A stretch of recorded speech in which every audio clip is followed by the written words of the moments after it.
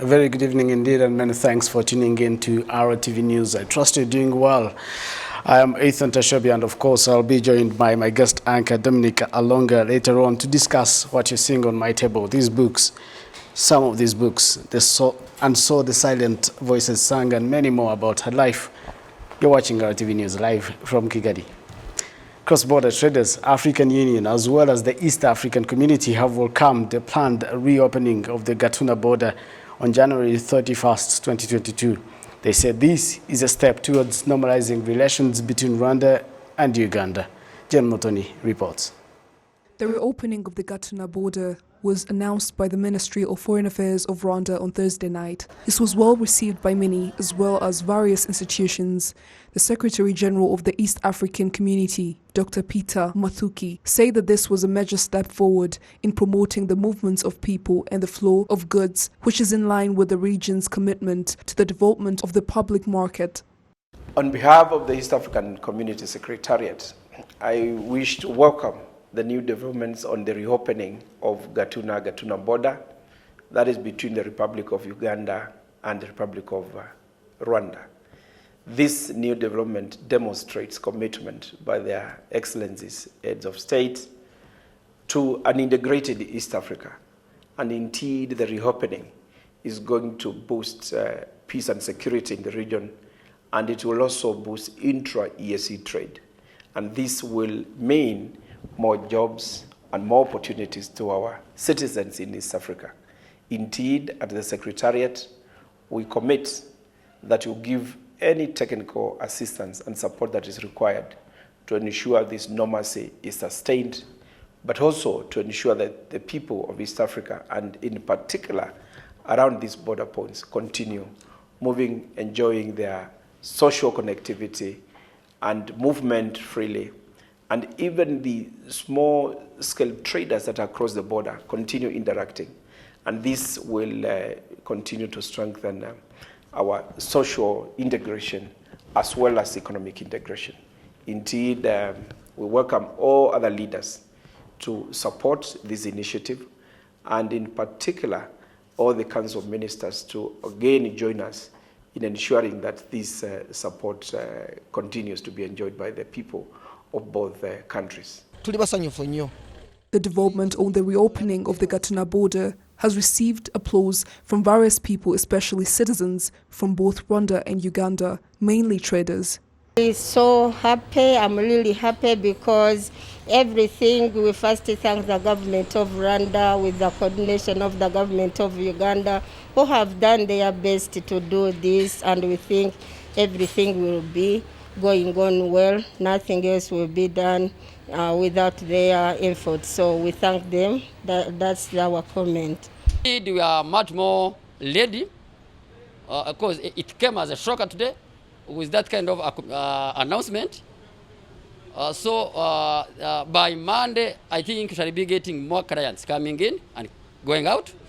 With that note, we are ready to serve them maximally beyond their expectations. Economic experts pointed out that based on Rwanda's progress in international trade, cross-border traders must seize this opportunity not only to import goods, but also market their products made here in Rwanda, as explained by Dr. Claude Rusibana, an economic expert and director of the Kigali Independent University. When they are going to buy products, crossing the border to buy product in Uganda, they need also to go with some other product produced from Rwanda. Because after 3 years, the government of Rwanda sensitized private sector to build industries. So those industries are now built. Though the quality may be different from one country to another, but the people who are in the business may take product from Rwanda to Uganda, and then when they reach in Uganda, they do the business for the 4 days and then have some gain. When they come back after 4 days, they will also come with the other product and they sell them in Rwanda. So that win-win situation also will impact the trade balance. The trade balance means our import will increase and the export will also be balanced. Instead of going there only getting the product. We will also take the product from Rwanda, then we get another one from Uganda. So, in a series of talks aimed at mending Rwanda-Uganda relations, among the resolutions adopted was for both countries to address the concerns raised, with Rwanda asking Uganda to ensure safety of Rwandans in Uganda as well, and ties with subversive groups operating in Ugandan territory, seeking to destabilize Rwanda. The government of Rwanda said that the visit of President Museveni's special advisor on special operations and the commander of the land forces of the Uganda People's Defense Force, General Muhoozi Kainerugaba, gives hope that the country will continue to address the issues that Rwanda has expressed. On this note, the Ugandan government appreciated Rwanda's decision and said it would continue to work with Rwanda to find solutions to existing problems that could hamper the relations between both countries. Jane Mutoni, RTV News. Many thanks, Jen, for that report. Now, the Air Force commanders who have been attending the just concluded Africa Air Chiefs Symposium say that moving forward, they will continue to work to improve cooperation in order to address some of the challenges, including low capacity, which prevented them from fulfilling their responsibilities as they should. Gloria Motesi has more. Brigadier General Ndabashize Hamalas, who was representing Burundi at the symposium, says that they leave the symposium with a wealth of knowledge, especially in regards to cooperation between countries. He also shares these sentiments with Major Gatuna, who represented Botswana at the symposium. We first talked about the challenges we face in Africa in terms of transportation of both people and cargo. We continue to talk about it and find solutions. We've taken a step towards what we think is the right thing to do.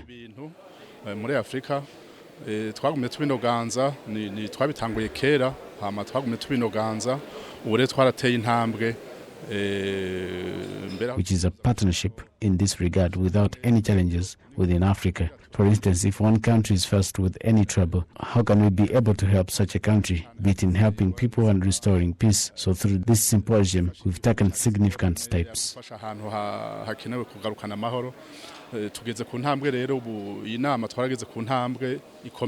We learned a lot from the interaction that we had over this week.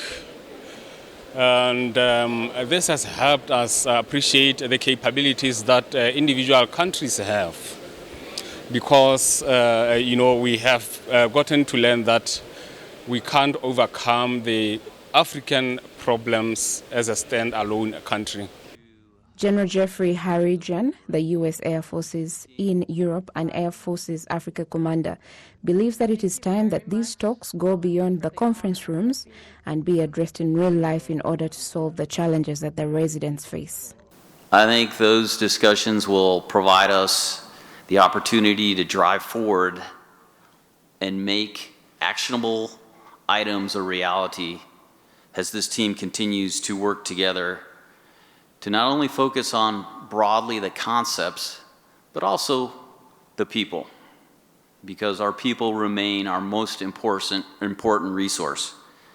And again, I thought the senior enlisted leader discussion provided valuable insight into how we grow our forces together. All those discussions, though, were underpinned by what I saw as continual growth in our ability to share information. And while we may do that virtually, has what happened in each and every break ensure this organization continues to move forward. The Chief of Defense Staff of the Rwanda Defense Force, General Jean Bosco Kazura, urged those who have been in the symposium for the past 5 days to continue with the commitments made and implement them in order to solve the ongoing challenges facing the African continent.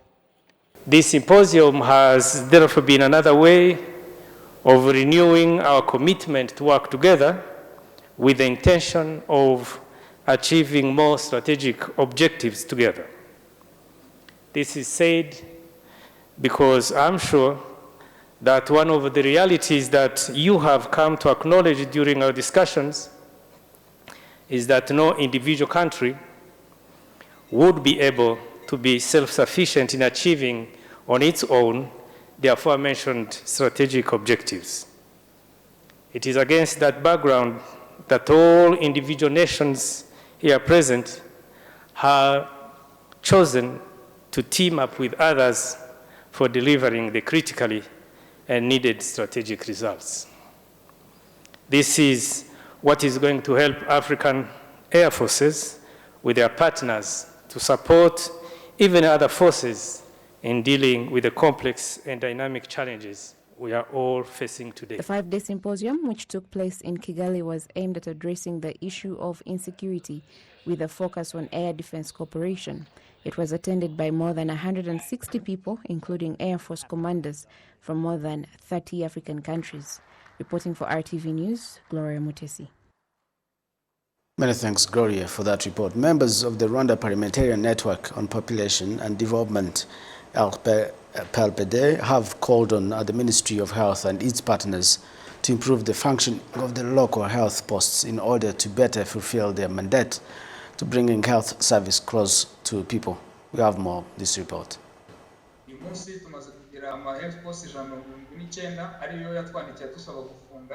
During a virtual debate, some legislators noted that several local health posts across the country are temporarily closed, attributing it to the inefficiency of the operators, as well as due to poor relations between health posts managers and relevant government agencies, including the Rwanda Social Security Board and Rwanda Biomedical Center, among others. Members of the Rwanda Parliamentarian Network of Population and Development called for a change in the operation of these grassroots health facilities and increased capacity in terms of staff and budget. I would rather they give us a timeline on when the issues related to health posts shall be resolved, because we know these facilities help the general public. If it's about the partners who are not being paid, they must be paid and address the payment delays.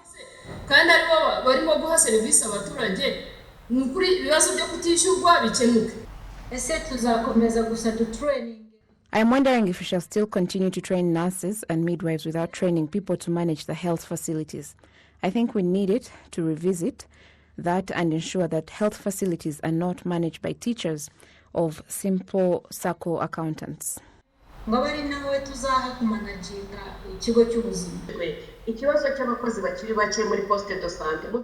issue of understaffing in the health posts is very evident.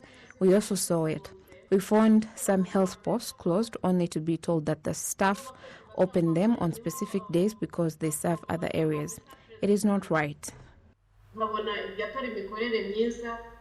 The Minister of State in the Ministry of Health, Dr. Munga Talsis, says that in the coming days, the private sector will be facilitated in terms of the rights to manage these health posts, which will improve their service delivery, among other things. We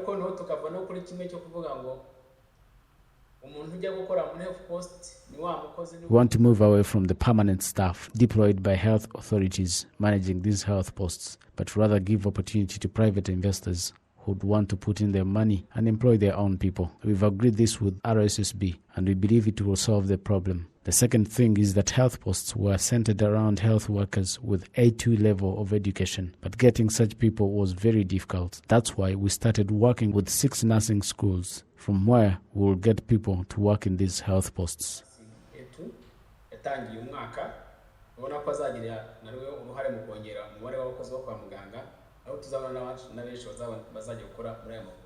The Director General of Rwanda Social Security Board, Mujemanshiro Regis, said that the issue of delays in paying the basic services provided to its members has been resolved, and steps have been taken to address other issues, including fraud in some clinics, which charge for a service not provided to patients.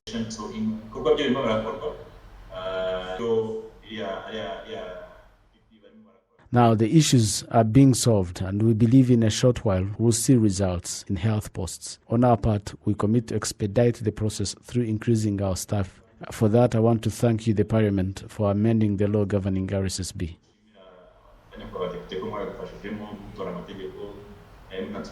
For more than 5 years, the government of Rwanda has implemented a health policy aimed at providing health care through setting up health posts at least every cell. But its implementation has been weakened due to factors including limited investment, poor management, and the fact that this policy was based solely on nurses as investors. There are currently 1,157 primary health clinics, also known as health posts, in Rwanda, including 588 managed by public health institutions and 569 managed by the private sector. Now, still on health matters, the Al Zaitun network company has opened the state-of-the-art diagnostic center here in Kigali that will contribute to the advancement of the medical sector in Rwanda. Frontier Polyclinic Diagnostic Center aims to be a hub of advanced and good medical care, especially the diagnostic part, with the imaging techniques rather. Dr. Colonel Nihabose, who represented the Ministry of Health at the inauguration of this center, explains how having such an infrastructure aligns with Rwanda's goal of becoming a medical hub in the region and beyond.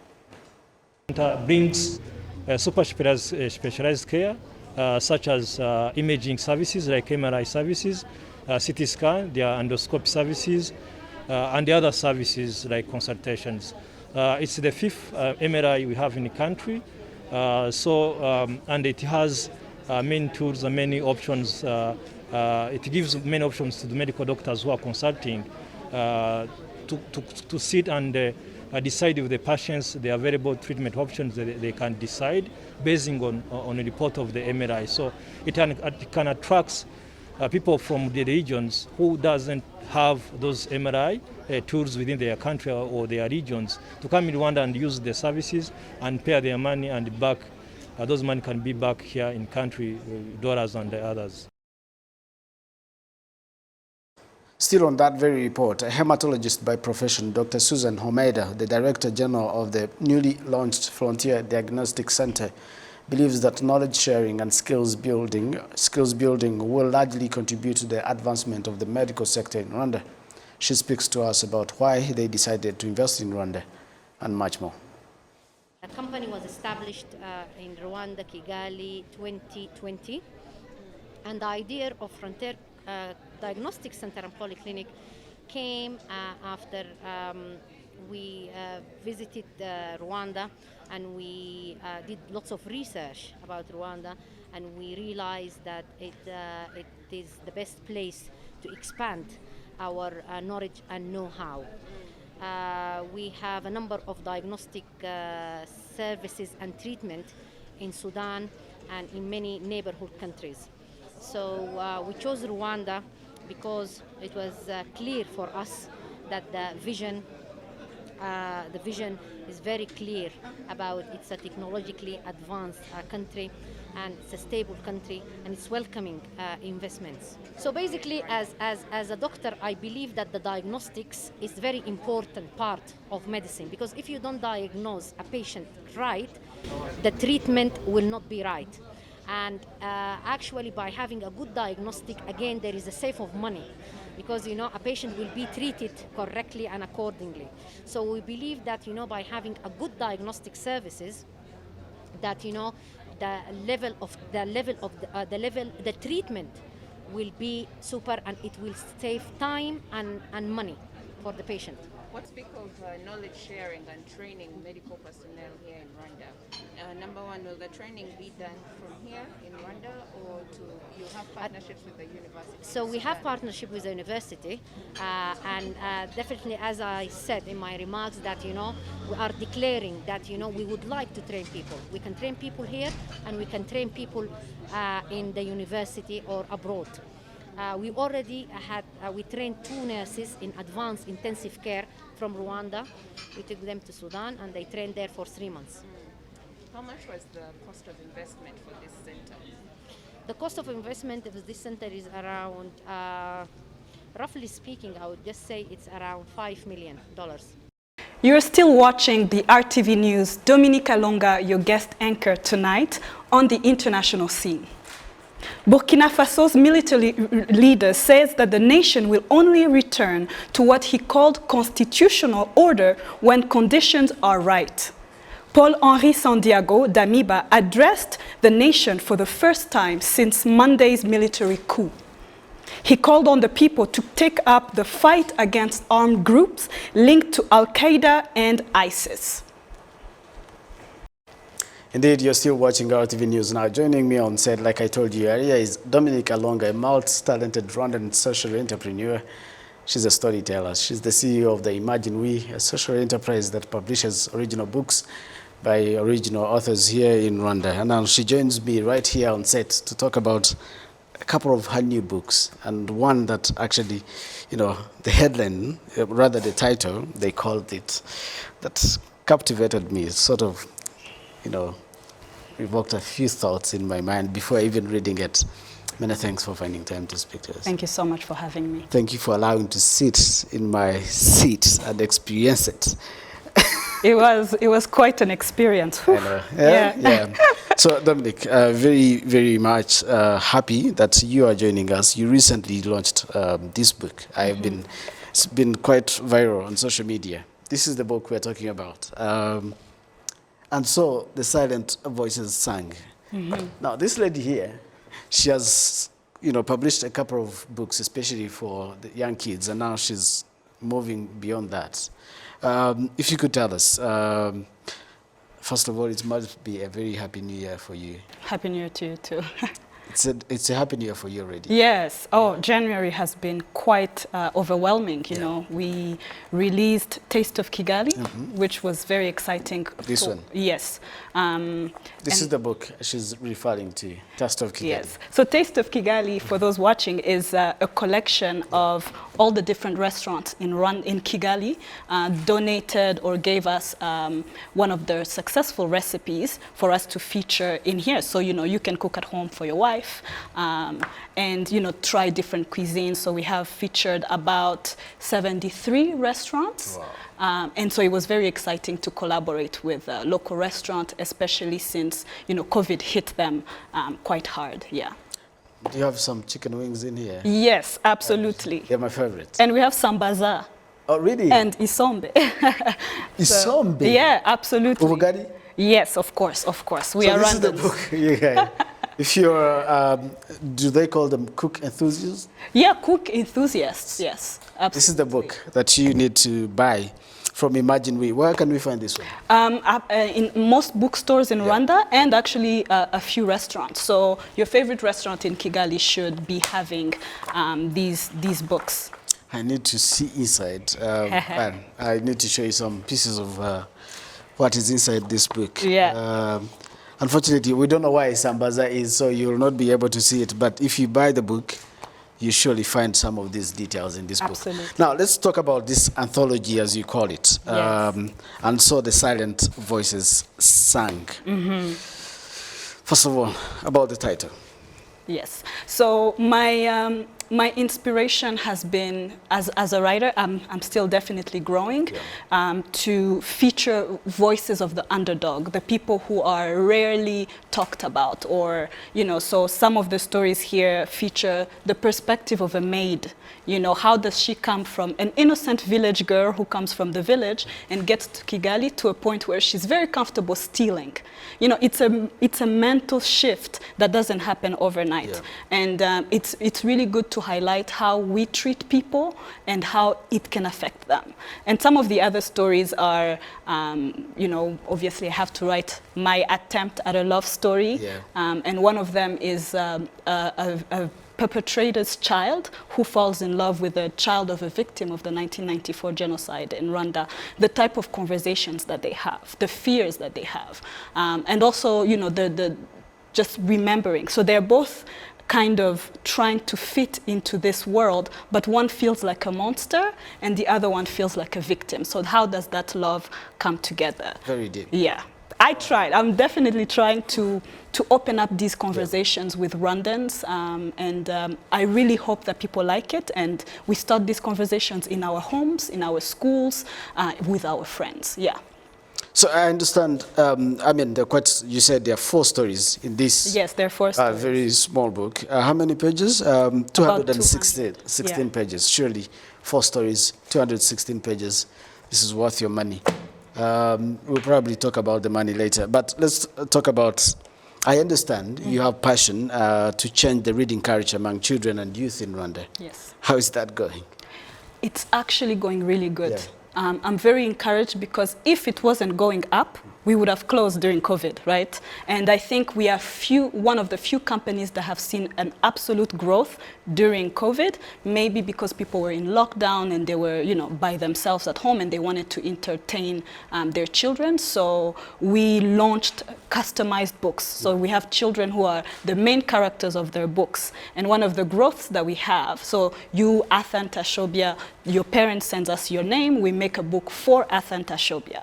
And we moved from producing them in 3 days to 3 hours. Wow. In COVID. And that was absolutely one of the things that I think it was a really big growth for us. And Rwandans are currently about 75% of our customers.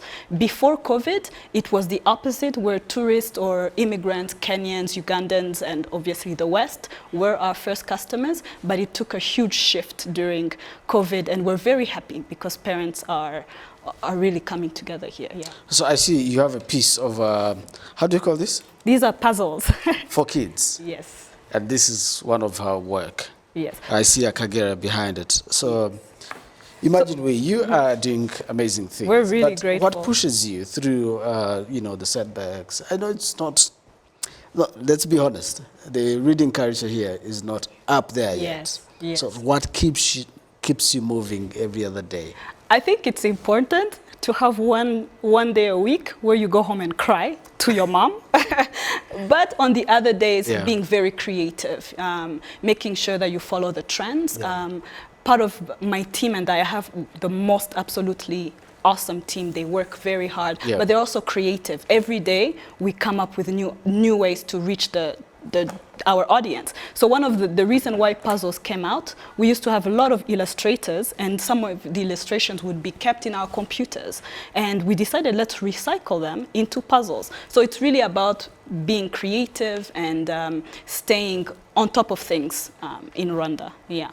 Nikki, I know we don't have much time, so I will want to ask, what should we expect going forward from you in 2022? It's already an exciting year. It's a very exciting. If you can tell us as we wind up, please. Yes, I think the expectation here is to move more digitally. We hope to be launching a digital reading app, kind of like Kindle, Amazon, but for Rwandans and African readers to publish and sell their books as quickly as possible using avenues like Momo and Airtel Money. So we're also hoping that, you know, we will go into the augmented reality space, which a lot of people are excited about. So we're very excited to be serving the Rwandan population, but also Africa as well. Can I buy this book? Yes, I would love to sign it for you on air so that people can see, yes. You have this. All right. I hope How you much enjoy is it. It's 13,000 Rwandan francs. Rwandan francs. Yes. It's everywhere. It's everywhere. Ikirezi, Charisma, all the bookstores, and a few coffee shops. Yeah. We can find it. You can find it. All right. She's signing it for me, and we sign out from there. Me and my guest anchor, Dominica Ronga, we want to thank you so much for finding time to tune in to RwandaTV News, and of course, joining me with my guest anchor here. And of course, on behalf of the entire news production team, many thanks for your company tonight. Until next time, I'm Ethan Tashobia.